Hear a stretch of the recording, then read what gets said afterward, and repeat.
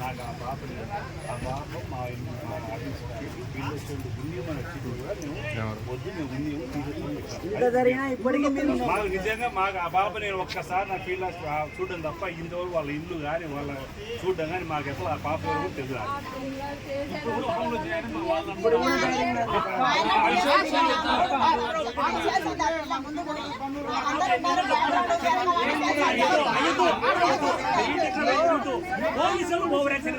మీరు ఇక్కడ రేపు ఉండాలంటే ఏమని అర్థము? మీరు చర్య తీసుకోండి. మీరు మాట్లాడండి కానిస్టేబుల్ మీద.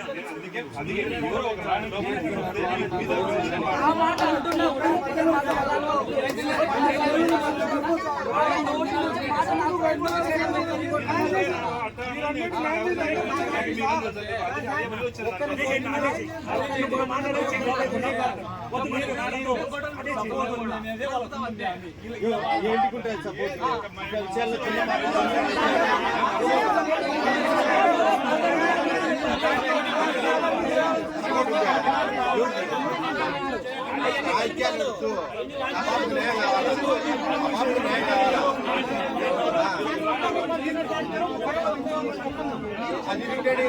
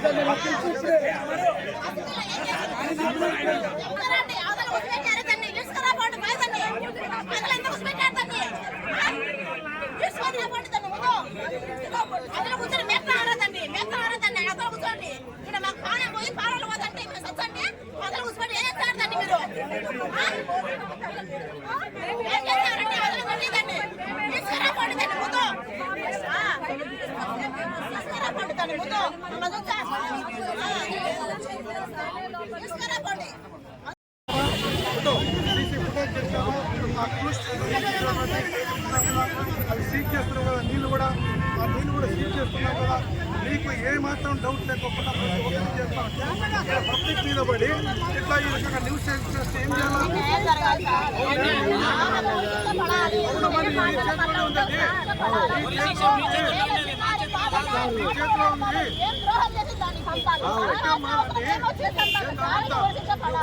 ఇవన్నీ కోర్టులో గట్టిగా ఇదే మాట అడుగు. గట్టిగా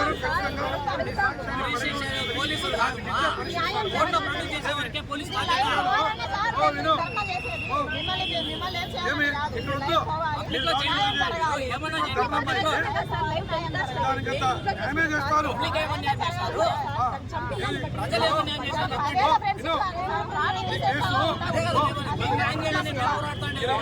24 గంటలు మీరు ఇంకా ఎన్నాళ్ళు చిన్నారులపై దారులు జీతాలు రాష్ట్రం ఏమని 24 గంటలు కాకనే అది మర్డర్ కేసుగా చేసినాము. న్యూస్ అన్నీ ఉన్నాయి. ఏమన్నా చెప్తా ప్రశ్న అధికారులు చెప్పు కాదు కదా, కాదు కదమ్మా మీరు మాట్లాడాల్సింది. చేతిలో ఉన్నాయి. కేసులు పట్టించుకోకపోతే కరెక్టమ్మా ఏం చేయాలనుకో నువ్వు న్యాయం అనుకుంటే అవుతుందా? నువ్వు చెప్పేదే న్యాయమా? న్యాయం లేదు అని చెప్పి దాంట్లో ఎవరు బాధ్యులు? అరెస్ట్ చేసేవాళ్ళకే బాధ్యత. చెప్పుకోండి. మీరు గట్టిగా చెప్పన్నా, కోర్టులో చెప్పండి. ఏమన్నా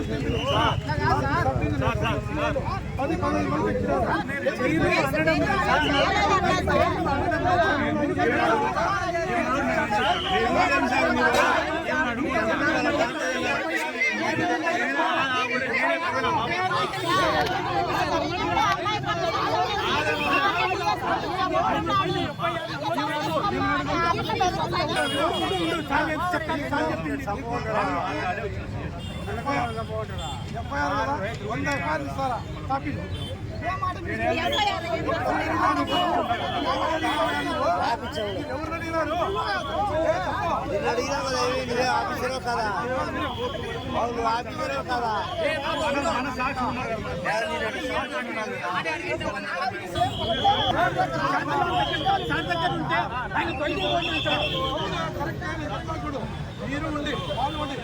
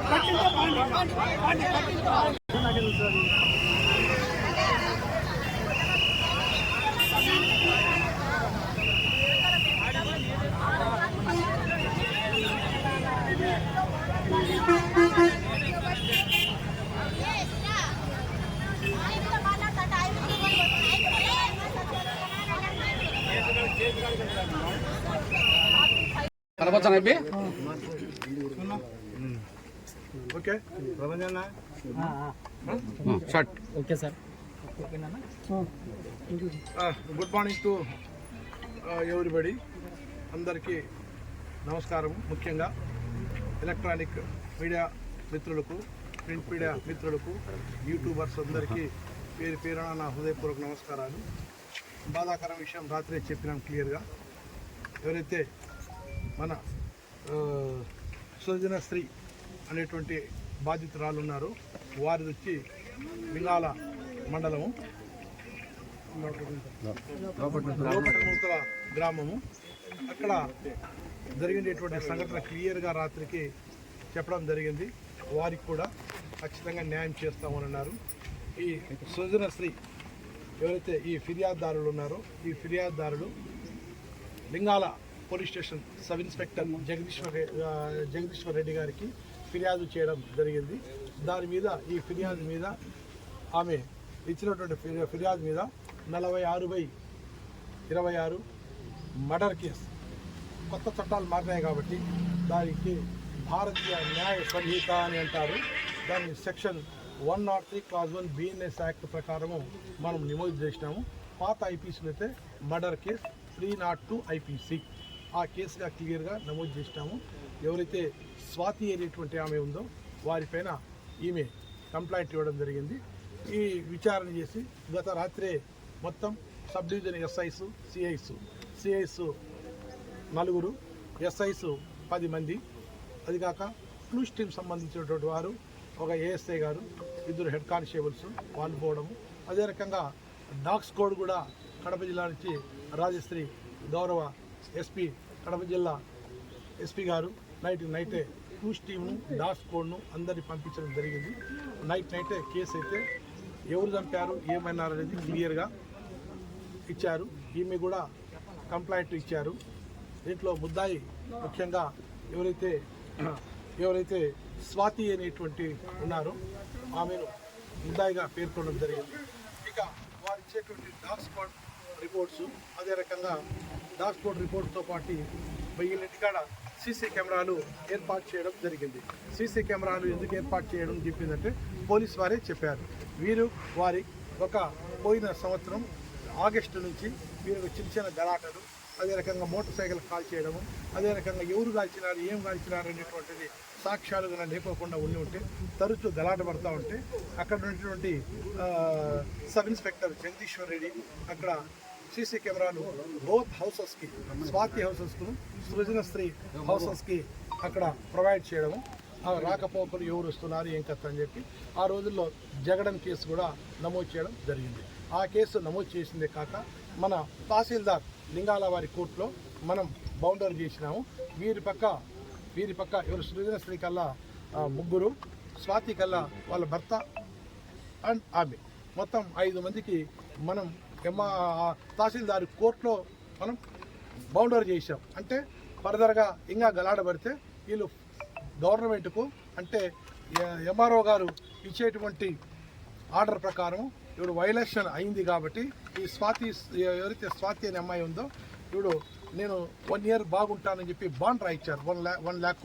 అది కూడా ఇప్పుడు మర్డర్ కేసులో ఇన్వాల్వ్ అయింది కాబట్టి ఆ 1 lakh rupees కూడా ఆమెకు కలెక్ట్ చేయండి అని చెప్పి మరి పెనాల్టీ వేయండి అని చెప్పి ఎంఆర్ఓ గారికి ఆమె అరెస్ట్ తర్వాత మనం రాస్తాము. వారు బాధ్యత వహించి 1 lakh rupees కానీ లేదా ఎంఆర్ఓ గారు ఎంత చెప్తే అంత కట్టాల్సి వస్తుంది. 1 లక్ష కన్నా తక్కువ కాకోకుండా అది కంపల్సరీగా వాళ్ళు కట్టాల్సినటువంటి బాధ్యత ఉంది. అది ఆమెనే కాదు, ఎవరైనా సరే ఒక 324 కానీ ఏ కేసు కానీ హార్ట్ కేసు కానీ కిడ్నాప్ కేసు కానీ ఏ అదర్ కేసెస్లో కానీ ఎంఆర్ఓ ఇన్వాల్వ్ అయ్యి ఎంఆర్ఓ గారి దగ్గర శాంతి భద్రతలు విఘాతం కలిగించేసి బౌండరీ ఎగ్జిక్యూట్ చేస్తే కనుక ఎగ్జిక్యూట్ బాండ్స్ అనేటువంటిది ఇస్తారు. ఆ బాండ్స్ను ఇప్పుడు వైలేట్ చేసినారు కాబట్టి దాన్ని కూడా ఫోర్త్ ఫ్యూచర్ అనేటువంటిది అది ఎంఆర్ఓ గారికి రాస్తాం. వారు తదనంతరం వారు చూసుకుంటారు. ఈ ఏదైతే మనం డాగ్ స్క్వాడ్ సంబంధించినటువంటి రిపోర్టు ఈ ఇంటికాడ ఉండేటువంటి సీసీ ఫుటేజ్ క్రూజ్ టీమ్ నుంచి కలెక్ట్ చేసుకుంటాము. అదే రకంగా వాటర్ డ్రమ్లో పడినారు కాబట్టి ఆమె కడుపులో నీళ్లు కూడా పోయినాయి కాబట్టి ఆ కడుపులో ఉన్నటువంటి నీళ్లు కూడా మన మెడికల్ ఆఫీసర్ నుంచి సీట్ తీస్తాము. ఇక్కడ ఐఓ గారు కూడా ఆ డ్రమ్లో ఉన్నటువంటి వాటర్ తీసుకొచ్చి 2 కంపారిజన్కి విజయవాడ FSLకు పంపిస్తాం. ఆ రిపోర్ట్స్ అన్నీ తీసుకున్న తర్వాత మనం ఖచ్చితంగా ఒక నిర్ధారణకు వచ్చేసి ఆమెకు 100కి 100 పాళ్ళు ఈమెకు న్యాయం చేస్తాం. ఆమెకు 100కి 1000 పాళ్ళు అరెస్ట్ చేసే తీరుతున్నాం. దాంట్లో డౌట్ ఏం లేదు. ఈమె ఇప్పుడు FIR కావాలని అన్నారు. FIRతో పాటు ఇంక్వెస్ట్ కూడా ఒక 2-3 గంటల్లో అయిపోద్ది. ఆ కాపీ కూడా మేము వారికి ఫర్నిష్ చేస్తాము.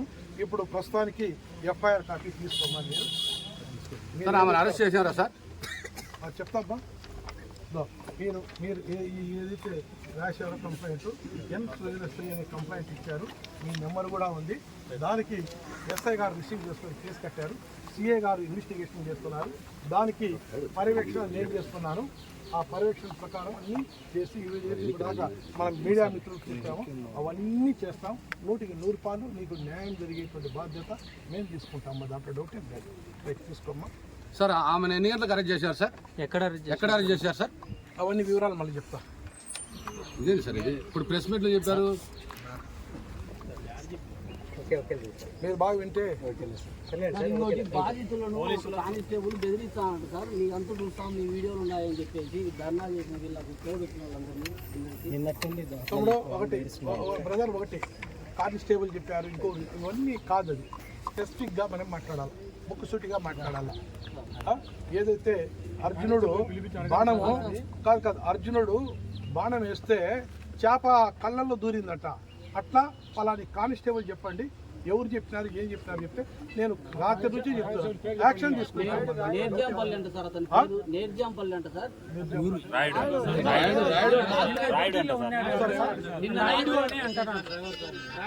ఓకే తమ్ముడు ఉండమ్మా. ఇప్పుడు ఒకటి ప్రెస్ మీట్లో ఉండేటప్పుడు అక్కడ జరిగిన దాంట్లో కూడా ఈమె కంప్లైంట్ తీసుకుంటా. అది న్యాయ విచారణ, నేను విచారణ చేసి యాక్షన్ తీసుకుంటాను. దాంట్లో డౌట్. Okay right sir.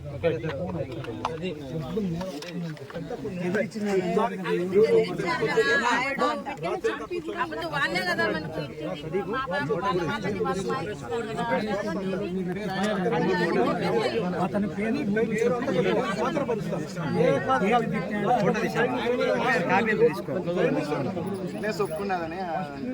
వాడికి న్యాయం జరగలేదు సార్. ఖచ్చితంగా ఉరి శిక్ష పడాలని లేదా నా కూతుర్ని నాకు వెనక్కి తెచ్చి ఇవ్వాలా, అంతే. ఆ రెండే. నా పిల్లని చంపేంత పగలు మా మధ్య అయితే ఏం లేవు. నా భర్తను కొట్టించిండ్రు, మా బండ్లన్నీ కాల్చిండ్రు, మాకు 3 లక్షల వరకు ఆస్తి నష్టం వచ్చింది. అయినా కూడా మేము భరించి ఉన్నా కూడా ఇప్పటికి నా పిల్లనే చంపింది. అంత పగలేం లేకుండా చంపినందుకు ఆ పిల్లకు ఖచ్చితంగా ఉరి శిక్ష పడాల్సిందే. ఎన్ని రోజులైనా సరే.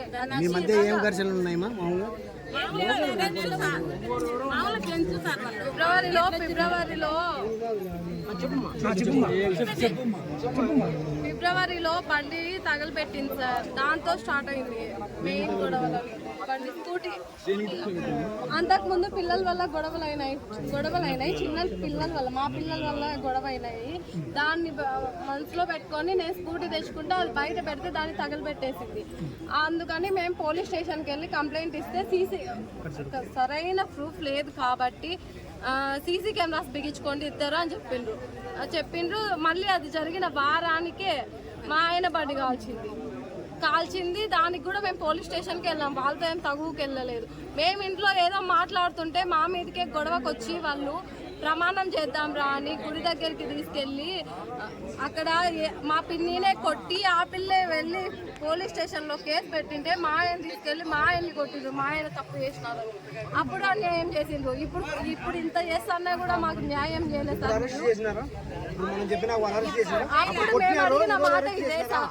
అప్పుడు అంత జరుగుతున్నా మేము న్యాయం చేయలే. నా పిల్లలు ఏ మాటలు రాని పిల్లల్ని ఏం చేయాలి సార్ అన్నా కూడా అప్పటికి మాకు ఏం చేయలే. మాకు అప్పుడు అన్యాయమే జరిగింది. ఆ తర్వాత bind over case, nuisance case 2 పెట్టినారు. మా మీద వాళ్ళ మీద ఇద్దరి మీద పెట్టినారు. ఆ తర్వాత వెనకాల చెట్లలో కట్టెలు ఉంటే కట్టెలు కాల్చేసింది. దానిమ్మ చెట్టు అన్ని ఏమంటే అవి సంచి పట్టలు వేసి ఇంట్లో కేసేది కాల్చి అన్ని చేస్తూనే ఉంది. కేసులు ఉన్నాయి కదా, లక్షలు కట్టేంత డబ్బులు మా దగ్గర లేదు. మేమేదో చేసుకోవాలా, తిరాలా, బతకాలా. అందుకు మేము సైలెంట్గానే ఉన్నాం, పడుతూనే ఉన్నాం. ఇప్పుడు నా పాపని ఎవ్వరు లేని టైం చూసుకొని ప్లాన్డ్గా తీసుకెళ్లి డ్రమ్లు వేసి చంపేసింది. అది ఆ పిల్లే ఒప్పుకుంది. ఇప్పటికైనా ఆ పిల్లకు ఉరి శిక్ష పడాల్సిందే. ఎందుకంటే నాకు కూతుర్ని దూరం చేసినందుకు దాని కొడుకులకు కూడా అది దూరం కావాల్సిందే అంతే. ఇంకా లేకోకుండా నన్నన్నా చంపేయండి, మీరే అందరు కలిసి చంపేయండి. ఆ పోలీస్ దగ్గరికి వెళ్తా. నా కూతురికి న్యాయం జరగకుంటే నన్నే చంపేసేయండి అంతే. ఇంకా ఆమె ఒప్పుకుందని ఎవరు పోలీస్ అధికారి ఏమన్నా చెప్పినారు. చంపినరనే కేసు ఇప్పుడు నడుస్తుంది. ఆమె ఒప్పుకుందని చంపింటే మాకు చెప్పినారు. చంపింది అనే కేసు రాసి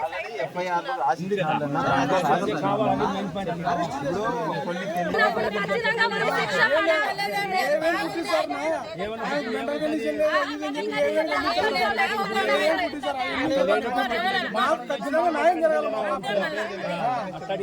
బెదిరిలో కానీ కానిస్టేబుల్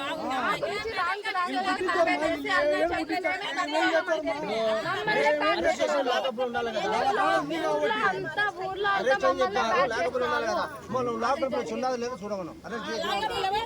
నేను 10 నిమిషాలు ఆ పిల్లతో మాట్లాడాలా? నా కూతుర్ని ఎందుకు చంపిందో నేను మాట్లాడాలా?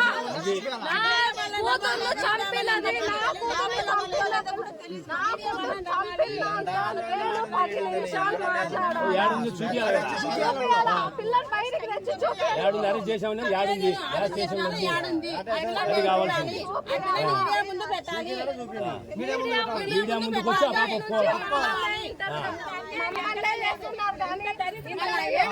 వాళ్ళని ఆ పిల్లని ఒక్కసారన్నా మీరు చేశారా సార్? చెప్పండి సార్. మీరైనా కూడా మీడియా వాళ్ళు అడగాలి కదా, వాళ్ళకు పోలీసు వాళ్ళైనా కూడా వాళ్ళు చెప్తారు కదా, మీరైనా అడగాలి కదా. ఏదేమైనా అరెస్ట్ చేశారు ఎక్కడ ఉంది అంటే మీకు న్యూస్ కావాలని ఊరికే వచ్చేదనా? అడగాలి కదా మీరు. డిఎస్పీ ఎస్ఐ వాళ్ళు అడగండి. మీరు అరెస్ట్ చేశారన్నారు, ఎక్కడ ఉండాలి అడగరా? మీరు సెల్లు కెమెరాలు పెట్టుకుంటే ఊరికి ఏదైనా న్యూస్ కావాలంతేనా? అడగండి.